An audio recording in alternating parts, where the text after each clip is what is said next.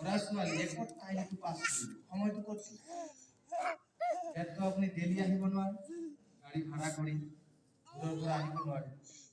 সেইকাৰণে ব্যৱস্থা কৰিব লাগিব গাঁৱত। খালি এনেই আহি থাকিলে নহ'ব। মই সেইকাৰণে আহিছোঁ, মই চাকৰি কৰিছোঁ, মই এনেই খালি মোৰ নিজৰ কাৰণে আহা। চেষ্টা কৰিম অসমৰ হৈ পেলাই কিবা কৰাৰ কাৰণে অলপ আপোনালোকে সেইকাৰণে মোৰ ভাৱটোৱে আপোনালোকক অকলেতো নোৱাৰিম ইমান। আপোনাৰ গাঁও আপোনাৰ বেছি অনুভৱ থাকিব, ভাল লাগিব আপোনাৰ গাঁওখন ভাল কৰিবৰ কাৰণে, এইটো আপোনাৰ অনুভৱ। মোৰ গাঁওখনৰ প্ৰতি মোৰ বেছি অনুভৱ, ভাল লাগিব মোৰ গাঁওখন ভাল হ'ব। কথা হ'ল এতিয়া আমি একেলগে কৰিম হৰে কৃষ্ণ মহামন্ত্ৰ জপ। এতিয়া 7:11 ঠিক আছে।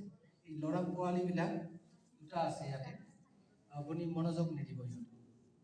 এইটোৱে আপোনাৰ ইমান ভিতৰত শক্তি আছে, মনটো আপুনি জানিব নিজক।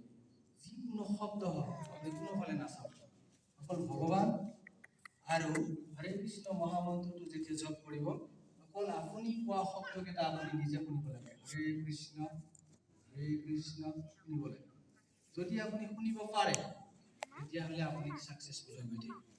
আপোনাৰ কি হ'ব? চিত্ত দৰ্পণ মাৰ্জনা।